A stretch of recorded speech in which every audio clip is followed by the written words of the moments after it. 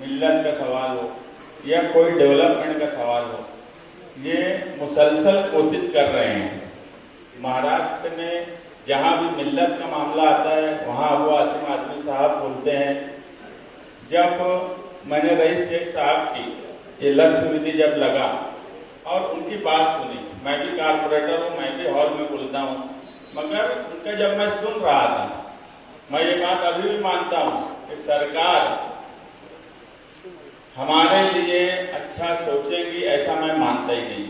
मगर जिस ढंग से इन्होंने बात रखी असेंबली में, वो बड़े कमाल का तरीका था और ऐसा लग रहा था कि कोई स्टूडियस पर्सन अपनी बात रख रहा है। और बात रखना एक बात है, बात मनवा लेना ही लीडरी और कमाल है। और ये मैंने ये कमाल देखा। बात तो सभी लोग रखते हैं 2 मिनट 1 मिनट, मगर किसी बात पर रिसर्च करके स्टडी करके बात रखना ये तरीका होता है असेंबली में या कोई भी लोकल बॉडीज में जो भी नुमाइंदे हो उनका। मालेगांव शहर में आप आए, आपका जब नोटिफिकेशन निकला, कमेटी बनी, हमें ये लगा कि मालेगांव शहर को इसका फायदा होना चाहिए, इसलिए हमने खास तौर से बुनकरों से मुलाकात का सिलसिला शुरू किया। और आपके सामने ये मिसाल है कि यहाँ पर शहर की एक बड़ी बुनकर हजरात जो पावर लूम से जुड़े हुए हैं वो यहाँ आपके सामने मौजूद हैं। और यही मालेगांव शहर की असल ताकत है, यही मालेगांव शहर को चलाते हैं। मगर ये कभी जो चेहरे मैं यहाँ देख रहा हूँ, ये कभी ऐसे किसी प्रोग्राम में जाते नहीं। ये यहाँ आए, हमें और आपको भी इनका शुक्रिया अदा करना चाहिए। ये ऐसे लोग हैं। अभी हमारे शहर का मसला ऐसा है कि रईस भाई आप कमेटी में हो और मुझे पूरी उम्मीद है कि आप फॉलो अप लेंगे, आप काम करेंगे। वहां पर कौन कितना काम करेगा ये नहीं मालूम हमें, मगर आप काम करेंगे ये उम्मीद भी है और अल्लाह पर यकीन है कि आप जरूर काम करेंगे और इस बार कुछ न कुछ पावर लूम सनत का भला होगा। काम हम भी यही चाहते कि सब लोग मिल के करें। हमारे यहाँ ऐसा है कि जब बचपन में हम क्रिकेट खेला करते थे तो 12वां खिलाड़ी एक होता था, तो ना प्रैक्टिस करता था ना दिलचस्पी लेता था। मगर जब क्रिकेट मैच अहम हो और खेलने की पारी आए तो बोला था मैं भी खेल लूँ, मैं भी खेल लूँ। तो महल्ले के जो जिम्मेदार लोग थे जो यहाँ बैठे हैं, महल्ले के तो उसको बोलते थे कि समझा, ना प्रैक्टिस है ना दिलचस्पी है, तो खेले की बात काहे कर रहे। मगर वो बोला था कि मैं खेल लूँ, हर हाल में खेल लूँ, भले तुम मैच हार जाओ, खेल मैं नहीं खेल लूँ, खेल बढ़ा देंगे। ये गैर मुनासिब बात है, ये अच्छी बात नहीं है। जब पावर लूम सनत का सवाल हो, जब मिल्लत का सवाल हो, उस वक्त इस तरह की हरकत बिल्कुल गैर मुनासिब है। मालेगांव शहर के लोग देख रहे हैं किस तरह का छछन किया जा रहा है। ये बिल्कुल अच्छी बात मैं नहीं मानता। ये हमारे खिलाफ नहीं हो रहा, ये बुनकर बिरादरी के खिलाफ हो रहा, ये पावर लूम सनत के खिलाफ हो रहा। कि अगर तुमको इतना ही खेलना आ रहा होता तो तुम असेंबली में बोले होते। जिस वक्त ये लक्ष्य विधि लगी उस वक्त तुम असेंबली में हाजिर नहीं थे। आपको 19 तारीख का नोटिफिकेशन, आप 20 तारीख को बोलते हो कि 20 तारीख को उस पर क्वेश्चन लगा, 13 दिसंबर को रईस शेख साहब वहां बोल रहे थे, आपको तारीख तक नहीं पता है।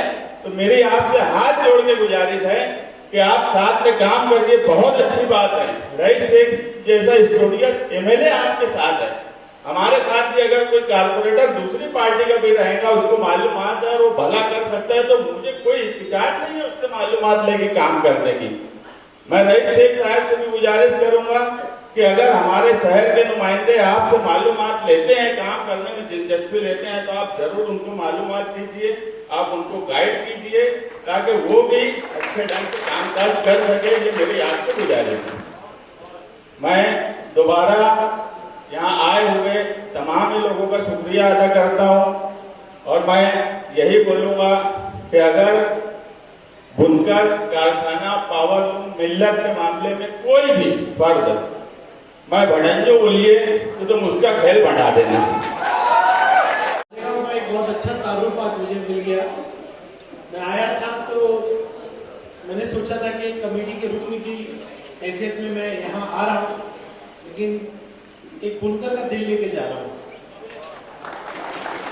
और मेरी तरबियत टेक्सटाइल इंडस्ट्री के बारे में जब मैं याद रखूंगा कि मेरी तरबियत कैसे हुई, तो मैं भिवंडी के बाद मालेगांव को जरूर याद रखूंगा। आप लोगों ने बहुत मशवरों से नवाजा, सिखाया, आपके दर्द को बताया, लेकिन एक जिम्मेदारी पैदा करता है कि इतना सब सुनने के बाद काम करना जरूरी है और बेहतर तरीके से असेंबली में आपकी आवाज उठाएंगे और शिद्दत से उठाएंगे और सरकार से और शिद्दत से लड़ेंगे।